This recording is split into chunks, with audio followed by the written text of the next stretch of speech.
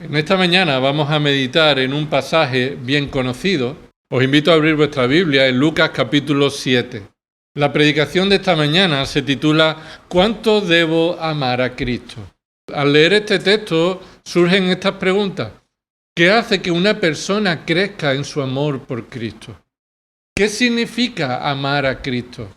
Incluso debemos también, a la luz de este pasaje, preguntarnos ¿qué impide que yo esté amando a Cristo como Él merece? Lucas capítulo 7, desde el versículo 36 hasta el 50, dice así la palabra del Señor. Uno de los fariseos le pedía que comiera con él, y entrando en la casa del fariseo, se sentó a la mesa. Y aquí había en la ciudad una mujer que era pecadora, y cuando se enteró de que Jesús estaba sentado a la mesa en casa del fariseo, trajo un frasco de alabastro con perfume, y poniéndose detrás de él, a sus pies, llorando, comenzó a regar sus pies con lágrimas y los secaba con los cabellos de su cabeza. Besaba sus pies y los ungía con el perfume. Pero al ver esto, el fariseo que le había invitado dijo para sí: si este fuera un profeta, sabría quién y qué clase de mujer es la que le está tocando, que es una pecadora. Y respondiendo Jesús, le dijo: Simón, tengo algo que decirte. Y él dijo: Di, maestro. Cierto prestamista tenía 2 deudores. Uno le debía 500 denarios y el otro 50. Y no teniendo ellos con qué pagar, perdonó generosamente a los 2. ¿Cuál de ellos entonces le amará más? Simón respondió y dijo: Supongo que aquel a quien le perdonó más. Y Jesús le dijo: Has juzgado correctamente. Y volviéndose hacia la mujer, le dijo a Simón: ¿Ves a esta mujer? Yo entré en tu casa y no me diste agua para los pies, pero ella ha regado mis pies con sus lágrimas y los ha secado con sus cabellos. No me diste beso, pero ella desde que entré no ha cesado de besar mis pies. No ungiste mi cabeza con aceite, pero ella ungió mis pies con perfume. Por lo cual te digo que sus pecados, que son muchos, han sido perdonados, porque amó mucho. Pero a quien poco se le perdona, poco ama.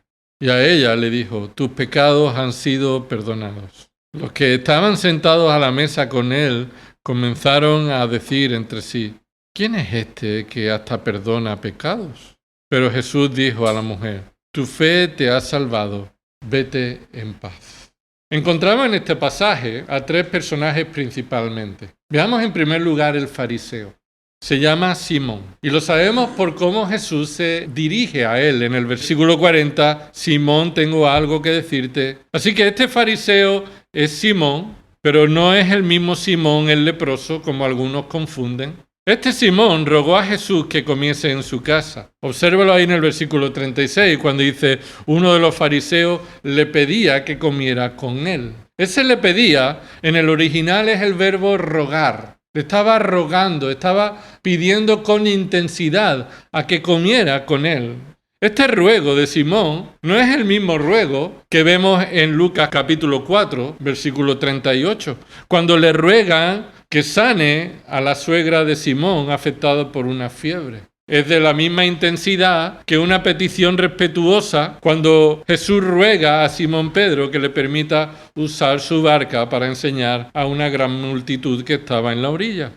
Hay muchos ruegos en la Escritura que expresan un deseo o un interés intenso para que algo se le preste o se le haga. Pero, ¿qué tipo de ruego es el que se muestra aquí por este fariseo? Simón el fariseo tenía un interés especial, pero no tenía un fin adecuado. Observa cómo, en el contexto, los fariseos estaban por aquel entonces acorralando a Jesús para tener algo con que acusarle. Mira justo en el capítulo 6, versículos 7 y 8. Y los escribas y los fariseos observaban atentamente a Jesús para ver si sanaba en el día de reposo, ¿a fin de qué? ¿Qué había en la motivación de los fariseos ya en este momento? A fin de tener algo de qué acusarle.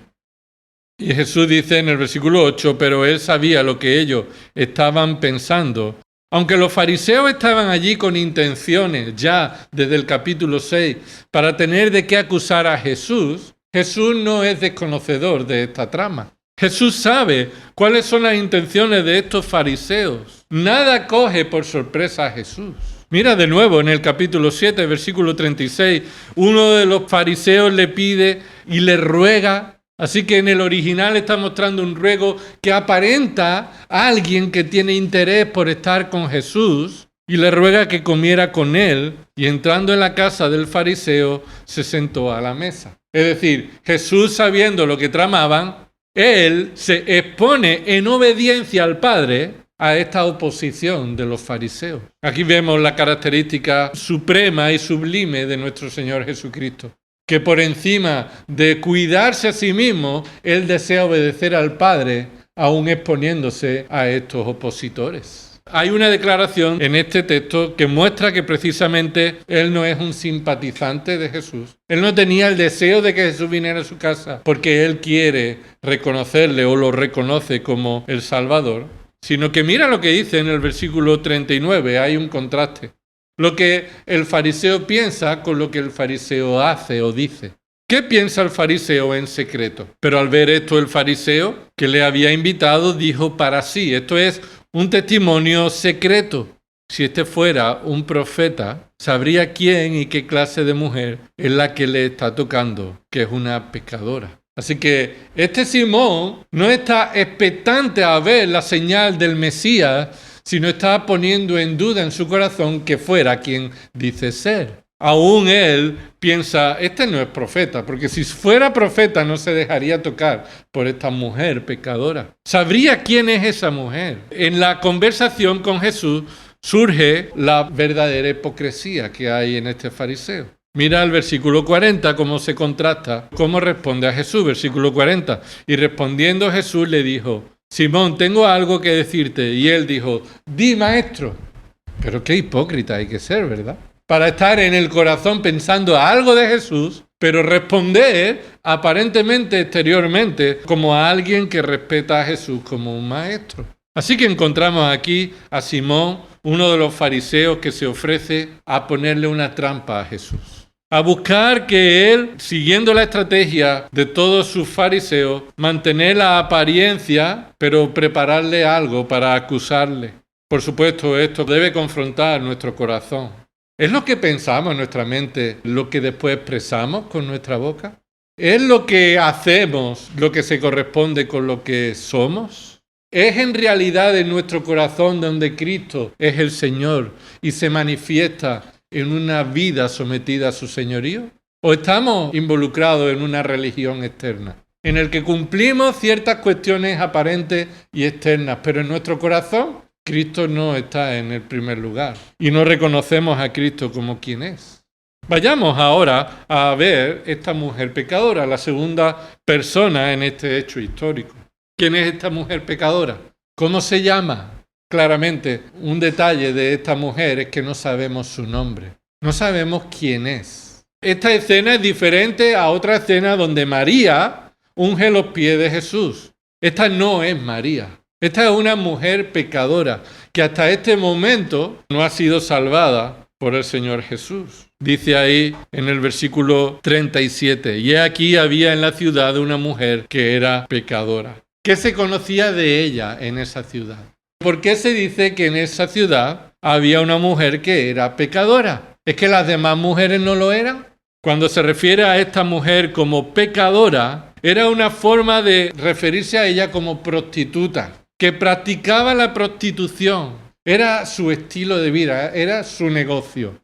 Así que la fama de Jesús se había extendido por toda Judea, por las regiones de alrededor. De algún modo, dice en el versículo 17 del capítulo 7, y este dicho que se decía de él se divulgó por toda Judea y por toda la región circunvecina. Estaba Jesús haciendo milagros, y los milagros que Jesús estaba haciendo en ese lugar habían sido comunicados y estaban extendiéndose por toda la región, hasta el punto que esta mujer conoció y supo que Jesús estaba allí. Sabemos que es rechazada por doble razón, por ser mujer y por ser prostituta. Porque los judíos, especialmente los fariseos, tenían una oración muy común entre ellos. Ellos oraban de esta manera: Señor, gracias por no haberme hecho ni gentil, ni perro, ni mujer.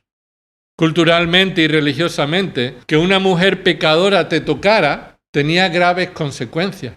Y tenía implicaciones acerca de la impureza. Las consecuencias sociales y religiosas de que una mujer pecadora te tocara, para los fariseos era un escándalo. Así que parecía que todo estaba funcionando bien.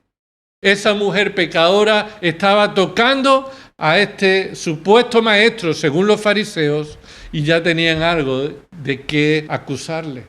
Un fariseo no se dejaría nunca tocar públicamente por una mujer prostituta. Posiblemente se dejarían tocar por una prostituta en secreto, pero no públicamente.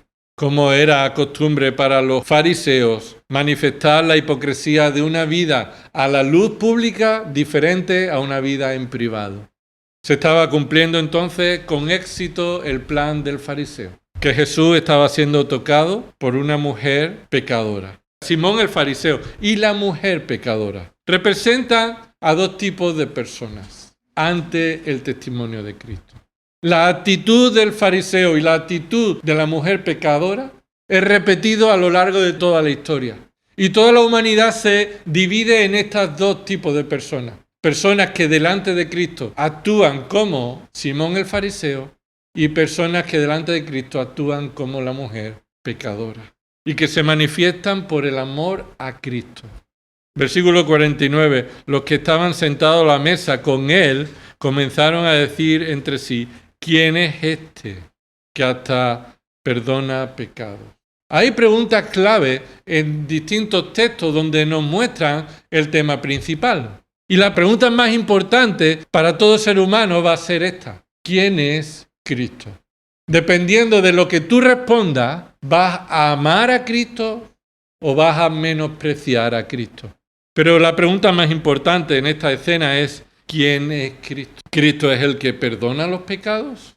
¿O Cristo es aquel quien yo rechazo porque creo que no necesito ser perdonado? En esta ocasión vemos el elemento distintivo, característico de los verdaderos hijos de Dios.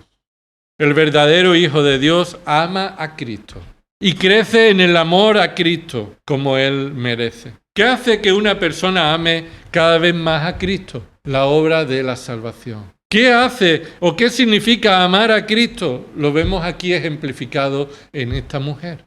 ¿Qué impide que yo ame a Cristo como Él merece? Mi propia conciencia de pecado. Así que en lo que queda de tiempo vamos a ver 4 verdades acerca del amor a Cristo que te invitan a examinar cómo es tu amor hacia Él. En primer lugar, el amor a Cristo es proporcional a su calidad como perdonador. El amor a Cristo es proporcional a su calidad como perdonador. ¿Cómo Cristo merece ser amado? Conforme a su calidad de ser el único perdonador. Él tiene una calidad como perdonador y así es el amor que Él merece. Cristo responde a los pensamientos de los fariseos demostrando que Él es ¿quién? Dios, demostrando que Él es Dios. Mira en esa parábola, mini parábola que Jesús utiliza en el versículo 41. Leámoslo de nuevo, versículo 41. Cierto prestamista, y esto recuerda que es Jesús hablando a Simón, el fariseo, recordando y sabiendo Cristo que Simón el fariseo ha pensado algo en su mente, ¿verdad? Entonces, en respuesta a lo que Jesús sabe que Simón está pensando, le cuenta esta parábola pequeña. Versículo 41. Cierto prestamista tenía 2 deudores. Uno le debía 500 denarios y el otro 50. Y no teniendo ellos con qué pagar, perdonó generosamente a los 2. ¿Cuál de ellos entonces le amará más? Observa, la parábola presenta al prestamista o el acreedor. Sin duda que Cristo es el prestamista a quien debemos todo. Es con Cristo con quien tenemos una deuda. Y 2 deudores que aparentemente pueden representar a Simón y pueden representar a la mujer pecadora. Algunos toman este pasaje de manera equivocada, errónea, interpretando que hay pecadores peores que otros, que hay algunas personas mejores que otras. Pero delante de Dios esto no es así. Todo pecador ha ofendido a la santidad de Dios y todos somos del mismo modo pecadores. El Salmo 51, versículo 4, nos recuerda esto. Dice, contra ti solo he pecado. Y esto fue David cuando pecó con Betsabé y además hizo que asesinaran a su marido para tapar ese pecado. Pero David reconoce que aunque otros han sufrido su pecado, por encima de todo su pecado está ofendiendo a Dios. He hecho lo malo delante de tus ojos. De manera que tú, dice David, eres justo cuando hablas y sin reproche cuando juzgas. Nuestro pecado es una ofensa a la santidad de Dios y cuando Él juzga, Él lo hace justamente. He aquí yo nací en iniquidad y en pecado, en esta condición pecaminosa me concibió mi madre. Esta tendencia es común a todas las personas desde que nacemos, por tanto todos los que hemos nacido somos pecadores. Romanos 3:23, por cuanto todos pecaron y no alcanzan la gloria de Dios. El pecado, por tanto, reina entre los hombres, del mismo modo que vemos que la muerte ha entrado a todos los hombres, por cuanto todos pecaron. Romanos 5:12. Así que todos los pecadores somos iguales ante Dios. Tenemos una deuda. Y no importa si tú crees que tienes una deuda mayor o menor, tu deuda es igual que la de otros. ¿Sabes en qué sentido es igual? Mira lo que dice el versículo 42. Que ninguno de los dos tenían con qué pagarlo. Así que este texto, escucha, no está diciendo cuál es nuestra deuda hacia Dios, sino la conciencia que tenemos de nuestro pecado. Aquí el punto no está diciendo que unos son más pecadores que otros. Todos tenemos la misma consecuencia por nuestros pecados, porque no tenemos ninguno de nosotros con qué pagar esa deuda y el castigo será para los dos. Aquí el punto es cuál es la conciencia de pecado que cada persona tiene delante de Dios. Yo creo que tengo una deuda con Dios de 500 o de 50. Los dos deudores son deudores que están en la misma condición, no tienen con qué pagar. En ocasiones hay pecados que por cuestión cultural o por las consecuencias que traen esos pecados son peor vistos, pero todo pecado es grave. Todo pecado es una ofensa contra Dios y trae consecuencias para el resto de nuestros días. Ahora, también vemos las características del perdonador. Porque si los dos no tienen con qué pagar, perdonó generosamente a los dos. ¿Perdonó de qué manera? Generosamente. Lo que está identificando es la generosidad no para el de 500, sino para los dos. La generosidad del perdón de Dios, de perdonar una deuda, no depende de si le debías 500 o 50, sino que Él fue generoso al perdonarte lo que tú no eras capaz de cubrir por ti mismo. Así que aquí lo que está enfatizando es que el perdón de los pecados, de la deuda que tenemos contra Cristo, es un perdón que se recibe por gracia generosa, por gracia y misericordia generosa. Cristo entonces nos enseña que algunos hemos sido perdonados más que otros. ¿Nos enseña esto? Ese es un error de interpretación. Pero si podemos ser más o menos conscientes de nuestro pecado, eso sí es cierto. Que podemos ser más conscientes de nuestro pecado o podemos pensar que somos menos pecadores de lo que en realidad somos. Que conforme a la conciencia de nuestro pecado, así responderemos hacia aquel que nos perdonó. El fariseo estaba engañándose a sí mismo al considerarse justo, al no reconocer que él tuviera deuda. Y esta es mi convicción. El fariseo Simón no estaba en esta parábola. Ninguno de estos dos deudores representaba a Simón. Simón representaba a alguien que aparentaba ser creyente, pero sus pecados no han sido perdonados. Simón no amó poco a Cristo. Simón no amó a Cristo. La forma en la que actuamos, manifestamos qué calidad de salvador, de perdonador consideramos a Cristo. Si consideramos a Cristo como el único perdonador de nuestros pecados, o pensamos que nosotros podemos perdonarnos por aquellas cosas que hagamos por nosotros mismos. Y esto mismo podemos aprender nosotros de manera personal. ¿Qué consideras delante de Dios de las consecuencias de tu pecado? ¿Ves cómo otros pecan y eso te consuela? ¿Porque no eres como ellos? ¿O tienes una consideración de tu pecado elevado, pero no todavía en realidad como hemos sido perdonados? ¿Pensamos que estamos más cerca del cielo que otros? ¿Pensamos que solo necesitábamos una ayudita de Cristo? ¿Qué tipo de perdonador es Cristo para ti? El apóstol Pablo, al final de su ministerio, mira cómo él expresaba su madurez espiritual. Acompáñame a 1 Timoteo, capítulo 1, versículo 14. Cómo Pablo da testimonio de su propia consideración a medida que ha ido creciendo en madurez espiritual.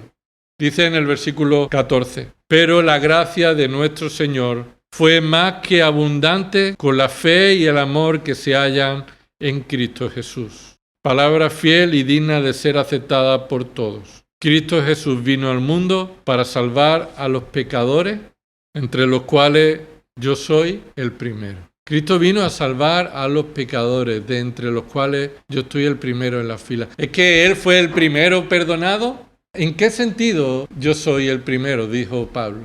Yo soy el mayor de los pecadores. Y Pablo acerca del conocimiento de Cristo, del Dios invisible, el eterno Rey, el inmortal, el que le ha dado vida eterna por la gracia que Dios ha tenido con él. No le queda otra que crecer en la conciencia de su condición pecadora. Hermano, ¿sabes que tú eres más pecador de lo que hoy crees que eres? Yo soy más pecador de lo que yo pienso. Todos nosotros estamos en esta situación, en la necesidad de crecer en nuestra conciencia de nuestro pecado. Por la gracia de Dios, Él te ha hecho nacer de nuevo en un momento de tu vida, al convencerte de tu pecado, de tu responsabilidad de pecado y de las consecuencias de cómo el pecado delante de Dios ha afectado por la eternidad tu relación con Él. En un momento de tu vida, al nacer de nuevo, has visto a Cristo, has escuchado que Él es el único Salvador y te has arrepentido de tus pecados y has puesto tu fe en Él. Has creído en Cristo como Señor y Salvador. ¿Por qué? Porque el Espíritu Santo te convenció de que era pecador. Pero ¿sabes qué? Ahí no ha terminado la historia. Cada día somos llamados a crecer en nuestra conciencia de pecado. Cada día debemos reconocer que somos más pecadores de lo que pensamos. Pecadores en el pensamiento, pecadores en lo que vemos y deseamos en nuestro corazón, pecadores en lo que pensamos acerca de otros, de manera orgullosa y soberbia, pecadores en el engaño y la mentira, en los pecados tolerados en nuestra vida, pecadores en la apariencia, en la hipocresía, pecadores en lo que hacemos o lo que hemos dejado de hacer. A medida que entonces crecemos en la conciencia de nuestro pecado, nos damos cuenta de que su gracia es mucho mayor de la que pensábamos. Así que su gracia es mayor que todos nuestros pecados, y cuanto más crecemos en nuestra conciencia de pecado, más es nuestra respuesta de amor y alabanza a Dios por su gracia. El amor a Cristo es directamente proporcional a su calidad como perdonador. Cristo es el mismo gran Salvador y único mediador para todos los pecadores, pero mi conciencia de pecado, mi consideración propia va a determinar mi crecimiento en madurez espiritual, de tal modo que cuanto más crezco en el conocimiento de Cristo como Salvador, más crezco en mi conciencia de pecado, como salvado. Alabamos al Señor porque Él salva por gracia, ¿verdad? ¿Sí o no? Gloria a Dios porque Él salva a quien Él quiere, por gracia, sin mérito. Pero todavía no nos hemos enterado la profundidad de esa verdad, si no estamos creciendo en nuestra conciencia de pecado, la gravedad de nuestro pecado. Y eso se va a mostrar, que vamos a amar a Cristo conforme a la proporcionalidad de Cristo como perdonador. En segundo lugar, 4 verdades hemos dicho acerca del amor a Cristo que te invitan a examinar cómo es tu amor hacia Él. En primer lugar, el amor a Cristo es proporcional a su calidad como perdonador. En segundo lugar, en este texto vemos el amor por Cristo refleja mi conciencia de pecado. Y vamos a profundizar en esto mismo. Son 2 verdades que están relacionadas. Yo reconozco a Cristo como su calidad de perdonador, como la conciencia de mi pecado esté en mi mente. Observa ahí en el versículo 42. Y no teniendo ellos con qué pagar, perdonó generosamente a los dos. Pregunta. Y esta es una pregunta clave en el texto. Mira qué dice ahí en el versículo 42. ¿Cuál de ellos entonces le amará más? ¿Cuál de ellos entonces le amará más? Jesús quiere llevar la autojustificación de Simón el fariseo a identificar la calidad del amor que está mostrando cada cual, él como fariseo o esa mujer pecadora. Jesús quiere hacer pensar a Simón de manera lógica. Escucha, el evangelio es lógico, es lógico. Jesús ha planteado una parábola en la que uno puede responder a una pregunta con lógica, mientras eso no me toque a mí. Pero cuando yo lo veo hacia los demás, puedo responder con lógica. Y esa lógica es aprobada por Cristo. Observa ahí que Jesús le quiere hacer pensar. Por tanto, no debemos dejar de usar la lógica al leer la Escritura. Esta lógica de aquel que considere que ha sido perdonado una gran deuda y manifestará o demostrará más amor a aquel que piensa que sus pecados eran pocos o eran muchos. Versículo 43.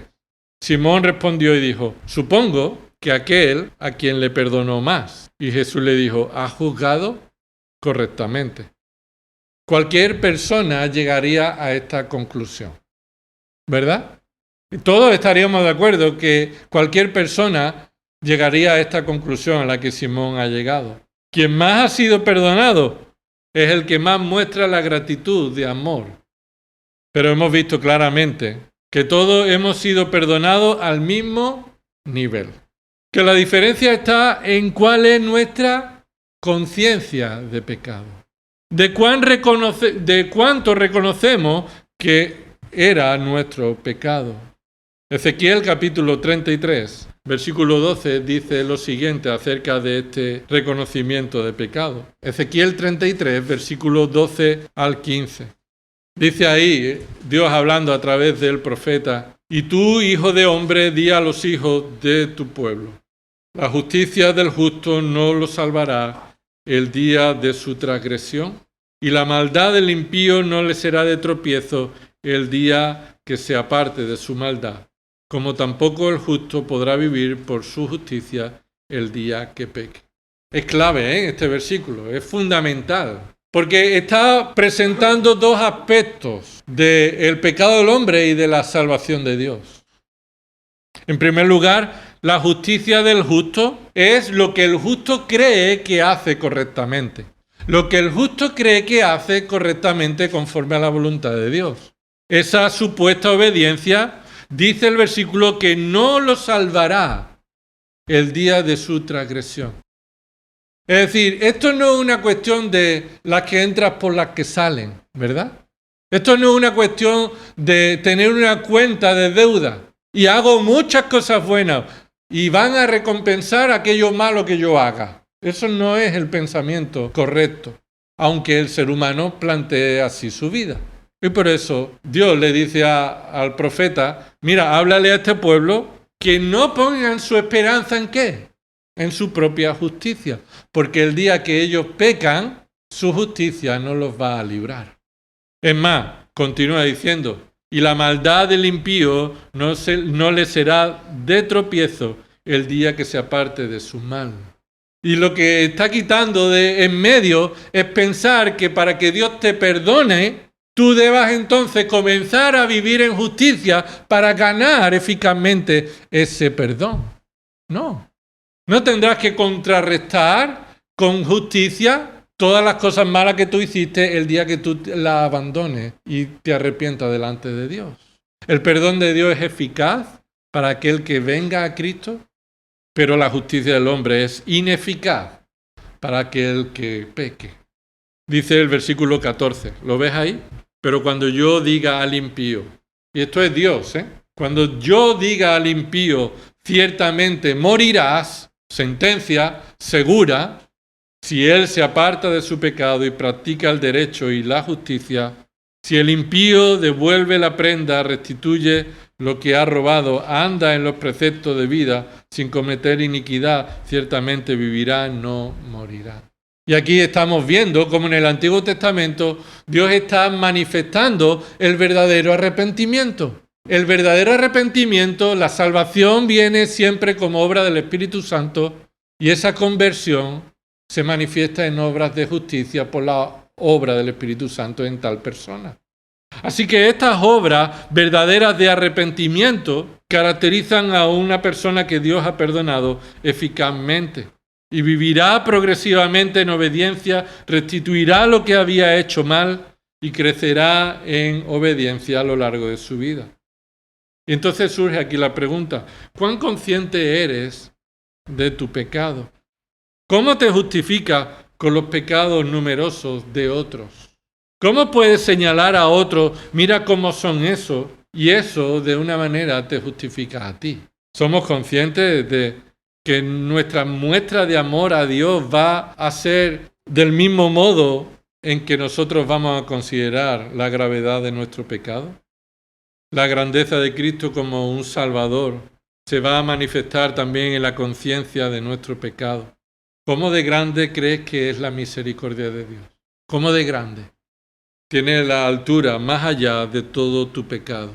Y si la misericordia de Dios llena toda la tierra, todo aspecto de nuestro pecado es mucho más elevado de lo que tú y yo tenemos conciencia. ¿Amas a Cristo como crees que Él merece? ¿Sí o no? ¿Amas a Cristo por la consideración que tienes de los pecados que Cristo te perdonó? Porque están directamente relacionados. Vas a amar a Cristo a medida que tú crezcas en la conciencia de tu pecado. Por eso hemos dicho 4 verdades que ves aquí acerca del amor a Cristo que te invitan a examinar tu amor hacia Él. En primer lugar, su calidad como perdonador. En segundo lugar, tu amor a Cristo refleja tu conciencia de pecado. En tercer lugar, tu amor a Cristo se demuestra de manera práctica. El amor a Cristo no es un sentimiento solo. Cuando hablamos de amar a Cristo, podemos estar pensando solo de tener un sentimiento, algo que no se ve, algo que se siente. Y es cierto que amar es una expresión de sentimiento, pero es mucho más profundo que solamente sentir algo en el corazón. Primera de Juan capítulo 4, versículo 8. ¿Qué dice ahí la palabra del Señor? En primer lugar, deja claro que el amor solo proviene de aquellos que han nacido de Dios. El amor verdadero solamente está en las vidas de aquellos que han nacido de parte de Dios. Dice 1 Juan 4:8, el que no ama, ¿qué dice? No conoce a Dios. ¿Por qué? Porque Dios es amor. Esta es la expresión más general acerca del amor de Dios. Dios es amor y aquellos que conocen a Dios, entonces aman de verdad. Aman verdaderamente. Aman como ellos han sido amados. Dice ahí en el capítulo 2, primera de Juan, capítulo 2, versículo 5. El que guarda su palabra, en él verdaderamente el amor de Dios se ha perfeccionado. En esto sabemos que estamos en él, que estamos en Dios. ¿Por qué sabemos que el amor de Dios se ha perfeccionado? Según el versículo 5 del capítulo 2 de primera de Juan. Porque guarda su palabra. Guardar la palabra de Dios es la más clara expresión de que amamos a Dios. Amamos a Dios, ¿por qué? Porque amamos, obedecemos, guardamos su palabra. Y eso es lo que la iglesia de Corintios necesitaba reconocer, ¿verdad? Una iglesia que pensaba que había llegado a una altura de madurez espiritual, conocían tanto a la doctrina, tenían tanto conocimiento, pero tenían tanto falta de amor que estaban envanecidos. Es más, tenían muchos dones y cada vez tenían más dones más públicos, más evidentes, más llamativos. Lo estamos estudiando los viernes, ¿verdad? Los que se ven en la congregación, que hablan de parte de Dios y preferían esos dones mejores a los ojos del orgullo humano. Pero Pablo les dice en el capítulo 13, todo lo que haga, lo haga, aparentemente sea extraordinariamente grande, todo lo que haga, lo hago sin amor, nada soy. Así que el amor es el distintivo claro de un verdadero creyente. Gálatas 5:22 nos dice que el fruto del Espíritu comienza en amor y continúa gozo, paz. Podríais repetirlo, ¿verdad? Conmigo de memoria. Algunos de los comentaristas dicen que el fruto del Espíritu es amor. Amor. Y dentro del amor está todo lo demás de la lista. Yo no encuentro gramaticalmente que eso sea así, pero sí que hay una preeminencia del amor en el mensaje de toda la Escritura. Que aquellos que Dios ha salvado se va a caracterizar en su amor hacia Dios, pero no un amor de sentimientos, sino un amor de práctico, en obediencia.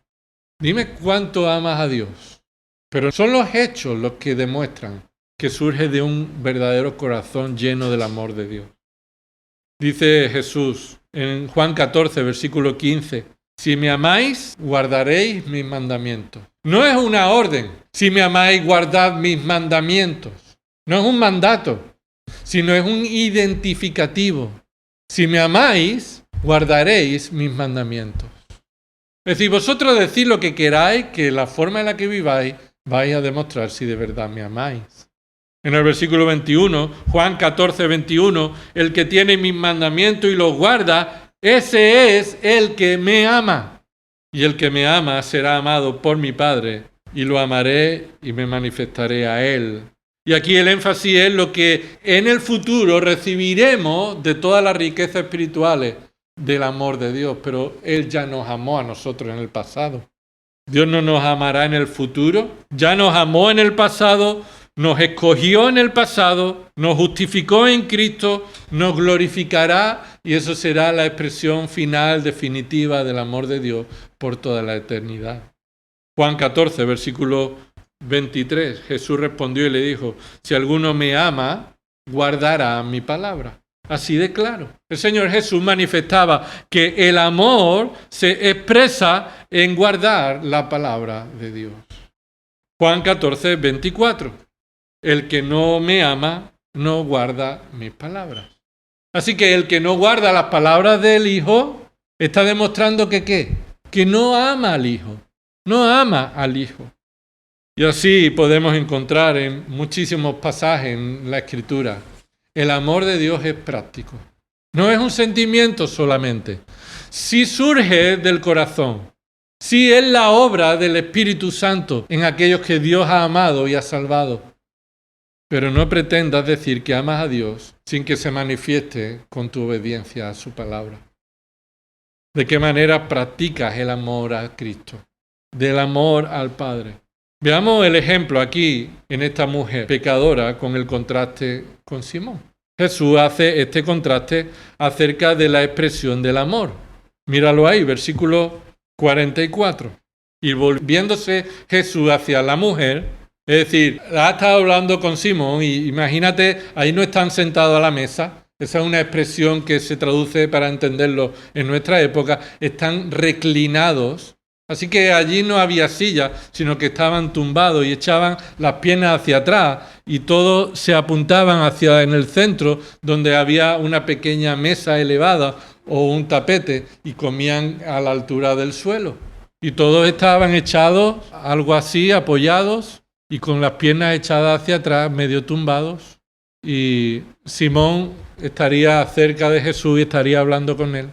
Y Jesús conoce lo que hay en el corazón de Simón. Y le cuenta esa historia, le hace la pregunta, y le dice, muy bien, has dicho muy bien. Y ahora le da la espalda a Simón y se dirige a ella. Y lo que está haciendo Jesús es centrando la atención con esta ilustración a un verdadero creyente salvado, en medio de todas estas personas que se justificaban a sí mismos de sus pecados. Mira, esta mujer, dice ahí, versículo 44, ¿ves esta mujer? Jesús ya no está mirando a Simón. Le está hablando a Simón, pero mira a la mujer. ¿Ves esta mujer? No nos dice, ¿ves esta pecadora? No se mete en el mismo juego de hablar del pecado de la mujer para justificar el pecado de los demás, ¿no? Dice, mira esta mujer a la que tú desprecias como un fariseo. Yo entré en tu casa y no me diste agua para los pies. Aquí está mostrando 3 aspectos del amor que esta mujer demostró hacia Cristo de manera práctica. En primer lugar, se ve el amor de Cristo que se demuestra en desear estar con Él. Desear estar con Cristo. Míralo ahí, el versículo 37. He aquí había en la ciudad una mujer que era pecadora y cuando se enteró de que Jesús estaba sentado a la mesa en casa del fariseo, trajo un frasco de alabastro con perfume. Ella se enteró dónde estaba Jesús. Yo no sé cómo se enteró. Ella conocía la casa de este fariseo. Conocía lo que pasaba en esa casa. Ella se enteró y lo que sí sabemos es que ella escuchó el lugar donde podría encontrarse con Jesús, con su enseñanza, con su gracia, con su perdón. No dudó en entrar en una casa que no le correspondía a ella. Siendo una mujer, entrar en la casa de un fariseo, una locura para esta mujer. Públicamente, a pesar de esas barreras, esta mujer las superó por la obra del Espíritu Santo en ella. Porque esta mujer amaba a Cristo y no le importaba lo que tenía que hacer para estar con Él. ¿Tú cómo puedes amar a alguien y no desear estar con ella? ¿Verdad? ¿Cómo me puede decir un esposo a su esposa, te amo, pero estoy más tiempo fuera con otras personas que con ella? No te extraña que tu mujer te pueda decir, ¿me amas de verdad? Porque amar a alguien es estar deseando de estar con ella. Y esta mujer deseó estar con Cristo. Y a veces la vida cómoda y nuestra falta de deseo se mezclan y hacen que nosotros deseemos otras cosas que en lugar de estar a los pies de Cristo, ante su palabra, deseando estar con Él. No espiritualicemos diciendo Dios está en todo lugar, así que yo estoy con Cristo siempre. No. Estar con Él significa dedicarle tiempo a Él. Tiempo dedicado, tiempo reservado, tiempo sacrificado, tiempo exclusivo. ¿Qué pensaría, de nuevo, una mujer de su marido o mutuamente, si tienen poco tiempo para estar juntos y cuando tienen un hueco, encienden la tele y se ponen a ver los deportes o hacer cualquier otra cosa? Bueno, yo estoy aquí contigo, no protestes, ya estoy aquí contigo. No, un tiempo de calidad, un tiempo de poder disfrutar mutuamente. Tal es la conciencia de dependencia de esta mujer. Y que todos los creyentes debemos mostrar que esto debe confrontar nuestra vida. ¿Cuánto deseas estar con Cristo en un tiempo de calidad?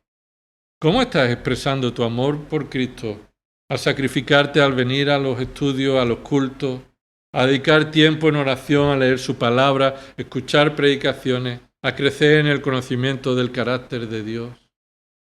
¿Qué puede ser tan importante o más importante que Cristo? ¿Qué puede ser? Y demostramos el amor de Cristo con nuestro deseo de reunirnos y de estar con Él, disfrutar de estar con Él, aprender de Él. Y esto también se puede decir del deseo de estar con los que han sido salvados por Cristo como tú. Recuerda que en Hebreo, el autor de Hebreo dice, oye, que no dejéis de congregaros, ¿verdad? Como algunos tienen por costumbre. Era una manifestación de haber abandonado su fe. No es que simplemente dejaron de ir algún tiempo, no, es que abandonaron su fe. ¿Por qué? Porque no deseaban estar con la iglesia de Cristo, con aquellos que Cristo ha salvado. Así que el amor a Cristo se demuestra en cómo deseamos estar con Él. En segundo lugar, el amor a Cristo se demuestra en nuestra ofrenda sacrificial. Y aunque puede significar literalmente nuestra ofrenda de dinero, sí, pero no solamente me quiero referir al aspecto económico, sino también todo lo que tiene valor en tu propia vida, la disposición al sacrificio, a ofrecerlo todo, entregarlo todo como sacrificio para quedarte solamente con las cenizas y estar delante de Dios con el verdadero valor que es Cristo en tu vida. Dice el versículo 37, y aquí había en la ciudad una mujer que era pecadora y cuando se enteró de que Jesús estaba sentado a la mesa en casa del fariseo, trajo un frasco de alabastro con perfume. Y ya dijimos antes, hay otra situación diferente en la que una mujer trajo un frasco de alabastro con perfume, pero en esa ocasión era para ungirlo como señal de su muerte inminente, al final de su ministerio, en Mateo 26 y en Marcos 14. Pero esos textos nos dicen que el valor de ese frasco y de ese perfume dice que era de 300 denarios. ¿Recuerda cuando Judas dijo, oye, qué desperdicio ungir esto para ti, cuando esto se podía haber vendido? ¿Por cuánto? Por 300 denarios, dice el texto paralelo. Y es otra situación diferente, pero nos da el valor de aquella época de ese frasco de alabastro con perfume. 300 denarios. ¿Cuánto es el denario? Un denario era el sueldo de un día. Así que tenías que trabajar 300 días, casi un año, para pagar un frasco de alabastro lleno de perfume. Los apóstoles calcularon que era necesario para pagar el pan de 5.000 personas. En Mateo 6 decía, oye, ¿de dónde vamos a sacar pan para tantas personas? Y uno de los discípulos dijo, mira, ni con 200 denarios podríamos pagar pan para 5.000 personas. ¿Qué nos apunta esto? Que esta mujer demostró su amor y le costó. Estuvo dispuesta a quitarle el valor económico a lo que tenía para entregarlo como una ofrenda de amor a Cristo. El valor del frasco y del perfume no solo era material, también conllevaba un valor sentimental. Solía ser la prenda del ajuar, parte del ajuar, de lo que se esperaba para cuando una persona se casara. Pues este amor de la mujer demostrado a Cristo mostró su disposición a entregar todo aquello que tenía, incluso lo de gran valor económico. Demostró cuál era su conciencia de pecado y cómo era la gratitud por el perdón que había recibido. Cuando estuvo dispuesta a no poner su corazón en el valor de las cosas materiales, sino entregarlas para la gloria de Dios. Y aunque esto tiene que ver con nuestras ofrendas materiales, también tiene mucho que ver con nuestras vidas. En cuántas cosas estamos aferrados y para nosotros valiosos, más que no estamos dispuestos a sacrificarlo y entregarlo.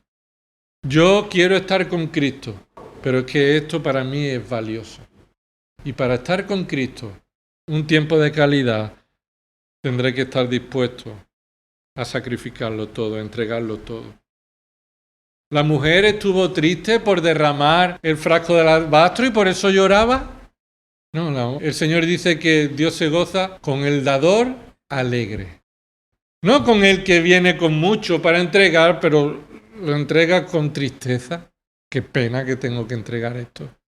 Sino el gozoso dice, qué gozo poder entregar esto a lo que yo antes amaba, como fruto del amor que Dios tiene en mi vida, para demostrar que ahora Cristo es a quien yo amo.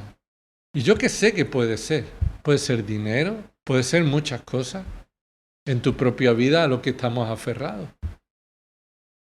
Nada tiene más valor que Cristo. Pero todo eso depende de tu conciencia de pecado y de que si ves a Cristo como un gran Salvador o como un Salvador, pero no tan grande como en realidad es. David agradece a Dios por permitirle edificar el templo y dice Primera de Crónicas 29:17, sabiendo yo, Dios mío, que tú pruebas el corazón y te deleitas en la rectitud, yo he ofrecido voluntariamente estas cosas en la integridad de mi corazón y ahora he visto con alegría a tu pueblo que está aquí hacer ofrendas a ti voluntariamente. David fue un ejemplo para el pueblo, ofrendando con alegría para la gloria de Dios, para que el pueblo pudiera expresar su amor por Dios con ofrenda sacrificada y generosa y voluntaria. El Señor Jesús sabe de qué nos preocupamos, ¿verdad? Por eso Él dijo en Mateo 6:31, no os preocupéis diciendo qué comeremos o qué beberemos, o con qué nos vestiremos. Y por eso guardáis, porque os preocupáis y entonces guardáis todas las cosas y por eso trabajáis tanto, para decir, es que yo tengo que labrarme un futuro. Bueno, pero no te preocupes por eso, dice el Señor Jesús. Versículo 32 de Mateo 6, porque los gentiles buscan ansiosamente todas esas cosas. Nunca es suficiente para ellos con lo que el Señor les da. Pero vuestro Padre Celestial sabe que necesitáis todas estas cosas. Entonces vosotros buscad primeramente, prioritariamente, sobre encima de todas las cosas, ¿el qué? El reino de Dios y su justicia. Es decir, conocer a Dios como el Rey y vivir en su justicia, en obediencia. Y todo lo demás el Señor lo va a añadir en la necesidad que tengamos. Así que nosotros debemos estar demostrando amor, no solamente porque deseamos estar con Él, no solamente por nuestra ofrenda sacrificial, sino en tercer lugar, el amor a Cristo se demuestra en una profunda humillación y arrepentimiento. Profunda humillación y arrepentimiento por el pecado. ¿Tú amas a Cristo? ¿Cómo estás arrepintiéndote de tus pecados? Porque tus pecados son la razón por la que Cristo fue a la cruz, por esos pecados. ¿Te importan poco tus pecados como para seguir pecando sin arrepentimiento en tu vida? ¿Para justificar el pecado en tu vida? Versículo 38 dice ahí, y poniéndose detrás de él a sus pies, llorando, comenzó a regar sus pies con lágrimas y los secaba con los cabellos de su cabeza. Besaba sus pies y los ungía con el perfume. Alguno puede decir que estaban besando como señal de que esos pies un día serían traspasados por sus propios pecados. No lo creo. Es una humillación para esta mujer. Está humillada ante esos pies que estaban como limpios o sucios. Estaban sucios porque el anfitrión no le ofreció agua para limpiarse los pies. Así que ella los limpió, le honró, humillada, como lo haría el siervo más pequeño de esta casa. ¿Qué dijo esta mujer? ¿Algo sabemos de que haya dicho esta mujer? Pero lo que hizo, habló fuerte, ¿verdad? Demostró su amor a Cristo de una manera tan práctica y tan evidente que mostraba un corazón agradecido, humillado, por haber recibido un gran perdón, porque ella sabía que había sido perdonada de muchos pecados, muchísimos pecados, en contraste con la falta de amor de un inconverso que no pensaba que tenía deuda. Así que tú y yo podemos ser un creyente que pensamos que debíamos 50, pero en realidad debíamos 500. Y somos llamados a crecer en nuestra conciencia de pecado y reconocer a Cristo como el Salvador de calidad que es. Versículo 44, y volviéndose hacia la mujer le dijo a Simón, ¿ves a esta mujer? Yo entré en tu casa, no me diste agua para los pies, es decir, me aborreciste. No fue una muestra de amor pequeña, no le amó en absoluto. Pero ella ha regado mis pies con sus lágrimas y los ha secado con sus cabellos. ¿Sabes que los cabellos de una prostituta era una de las mejores formas de atraer a los hombres? Así que ella estuvo dispuesta con sus cabellos que estaban delicadamente cuidados a ser estropeados para el cambio de vida. Ella dejó de poner su deseo en los cabellos bellos para atraer el pecado y ahora los dedicaba a secar los pies de Cristo. Versículo 45, no me diste beso, pero ella, desde que entré, no ha cesado de besar mis pies. Desde que entré, no ha cesado de besar mis pies. Puede ser que esa mujer ya estuviera allí desde el principio. Y desde el principio, desde el comienzo, esa mujer estuviera dispuesta a besar los pies. Versículo 46, no me ungiste mi cabeza con aceite. El aceite como un uso no solamente de sanidad, sino de alivio y de belleza para aliviar todo el calor y todo el polvo del camino, pero ella ungió mis pies con perfume. Por lo cual te digo que sus pecados, que son muchos, han sido perdonados porque amó mucho. Pero a quien poco se le perdona, poco ama. Terminamos aquí. El cuarto punto, el amor por Cristo demuestra que ha sido amado por Dios. El amor por Cristo demuestra que he sido amado por Dios. Esta mujer fue perdonada porque amó. Mira lo que dice ahí el texto. Juan 7, versículo 47. Por lo cual te digo que sus pecados, que son muchos, han sido perdonados porque amó mucho. Yo te pregunto, ¿sus pecados han sido perdonados porque amó mucho? No. Nadie puede decir que Dios perdona los pecados a aquellos que le aman a Él a un nivel sacrificado. Y por eso pueden tomar este ejemplo para empezar la casa por el tejado y para enseñar todo lo contrario de lo que el texto dice. Y entonces se van a las misiones, venden todo lo que tienen y hacen todos los sacrificios para recibir el perdón de los pecados. No, Jesús no está diciendo sus pecados son perdonados porque amó mucho. La razón del perdón no fue su amor. La razón del amor fue el perdón. Amó mucho porque sus pecados fueron perdonados, que son muchos. Así que el perdón vino antes que la demostración de amor. Dios salva a los pecadores por gracia, por medio de la fe. Por eso le dice a esta mujer, versículo 48, y a ella le dijo, tus pecados han sido perdonados. En ese momento, no. En ese momento, no. En ese momento, ella demostró que sus pecados ya habían sido perdonados.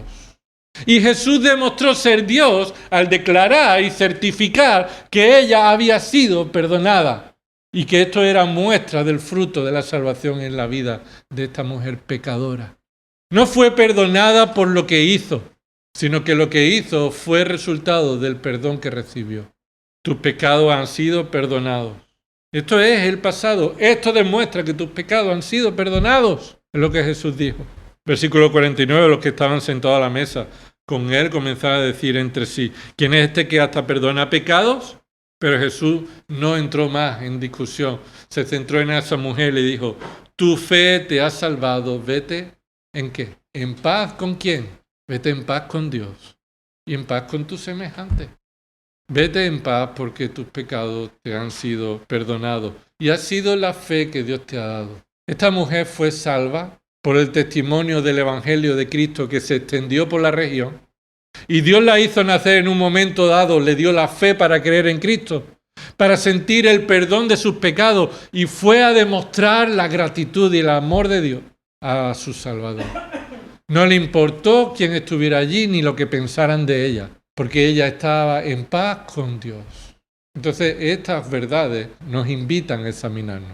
¿Estás amando a Cristo como Él merece? Porque tendrás entonces que examinar si estás considerando a Cristo como la calidad de Salvador que es, el único y el supremo. La forma en la que Él te salvó, por medio de la fe únicamente, por la gracia y para la gloria de Dios. Tendrás que reconocer, examinar cuán grave es tu pecado. De tal modo que todavía hoy no eres consciente, no lo somos. Somos llamados a crecer en esta conciencia de pecado y abandonar el pecado en nuestra vida, luchar en el poder del Espíritu Santo contra todo pecado en nuestra vida. Y también estar dispuestos a crecer en nuestra demostración práctica y pública de nuestro amor por Dios. ¿Por qué quiero amar a Dios públicamente? ¿Para que vean cuánto me han perdonado o para que Él sea exaltado? Porque aún hasta el final podemos estar aferrados a nuestra gloria. Yo quiero demostrar públicamente mi amor por Cristo, prácticamente, sacrificadamente, porque quiero que sepan cuánto yo le amo. No, ese no es el propósito. El propósito es que quiero que Él reciba la gloria por la gracia, porque la fe que tengo fue dada por gracia. Porque si no, yo continuaría siendo un enemigo y gritaría, crucifícalo. Señor, te damos gracias por tu palabra y perdona nuestros pecados. Muéstranos los que son ocultos, Señor, los que están tolerados en nuestra vida. Que reconozcamos, Señor, que aún nos falta mucho por crecer en tu grandeza, en la expresión de tu amor, en tu gracia para con nosotros. Todavía nos queda mucho en crecer en nuestra conciencia de pecado. Señor, que no estemos buscando a alguien que nos haga sentir bien emocionalmente, con mensajes que nos exalten o que quiten la importancia de lo que hemos cometido contra ti, sino que estemos deseosos de ser llenos de tu palabra que nos confronta con la verdad, que tú eres el único Dios verdadero, que te ha placido salvar a los pecadores, quebrantando a tu Hijo. Señor, ayúdanos en nuestra expresión de amor práctico, sacrificado, humilde. Si hay alguien, Señor, que en esta mañana ha escuchado esta predicación de tu palabra, Señor, y tú quieres salvarlo y tú la has escogido para salvación, te rogamos que tú obres para que crea en Cristo. Esto oramos en el nombre de Jesús. Amén.